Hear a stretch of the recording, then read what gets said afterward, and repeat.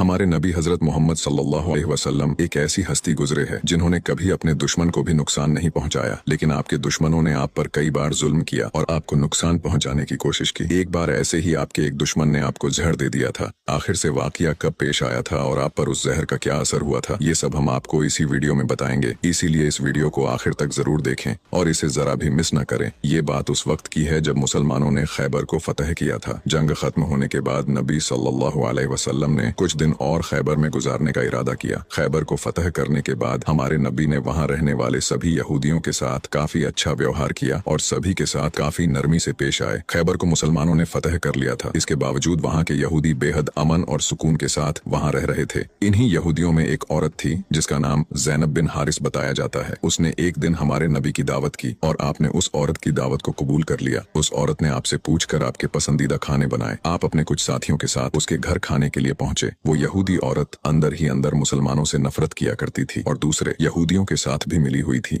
जो मुसलमानों के दुश्मन थे। उस औरत ने खाने में पेश होने वाले बकरी के गोश्त में जहर मिला दिया था। जब जहर से भरे उस गोश्त को आपके सामने पेश किया गया और आपने खाने के लिए एक निवाला उठाया और अपने मुंह में रखा तो आप समझ गए कि इसमें जहर मिला हुआ है। आपने तुरंत अपने साथियों को खाना खाने से रोक दिया और कहा कि इसमें जहर मिला हुआ है, लेकिन अफसोस कि आपके कुछ साथी उस वक्त तक कुछ गोश्त खा चुके थे जिसकी वजह से उनकी शहादत हो गई। कहा जाता है कि जहर के बारे में हमारे नबी को उस जहर की बोटी ने ही खबरदार किया था। इस वाक़े के बाद उस औरत के साथ साथ उसके सभी साथियों से पूछताछ की गई तो उन्होंने न सिर्फ अपना गुनाह कबूल किया बल्कि ये भी कहा कि हमने आपके साथ ये इसलिए किया क्योंकि हम ये देखना चाहते थे कि आप अल्लाह के सच्चे नबी हैं या नहीं। अगर आप अल्लाह के सच्चे नबी हैं तो इस जहर का आप पर असर नहीं होगा और अगर आप अल्लाह के नबी नहीं हैं तो हमें आपसे छुटकारा मिलेगा। ये बात तो सब जानते हैं कि हमारे नबी ने कभी किसी से बदला नहीं लिया, जबकि आप पर कई बार बहुत जुल्म किया गया जिसके बारे में कोई सोच भी नहीं सकता। लेकिन जब उस जहर की वजह से आपके सहाबा की शहादत हुई थी तो कानून के मुताबिक उस औरत को भी कत्ल कर दिया गया। लेकिन कुछ रिवायतों में आता है कि उस औरत ने खुदकुशी कर ली थी। वही कुछ रिवायतों में कहा जाता है कि उस औरत को माफ कर दिया गया था। इस बारे में कई मुफस्सरीन अपनी अलग अलग राय रखते हैं। एक हदीस में हजरत आयशा फरमाती है कि जब नबी सल्लल्लाहु अलैहि वसल्लम की जिंदगी के आखिरी दिन चल रहे थे और आप बीमार रहा करते थे, उस समय आप कहा करते थे कि खैबर में जो मैंने जहर से मिले हुए गोश्त का टुकड़ा खाया था उसका दर्द मैं आज भी महसूस कर सकता हूँ। ये बात कई किताबों से साबित है कि उस जहर का असर हमारे नबी के आखिरी दिनों में देखा गया था और इसी जहर के असर ने आपकी वफात में एक अहम किरदार अदा दिया था।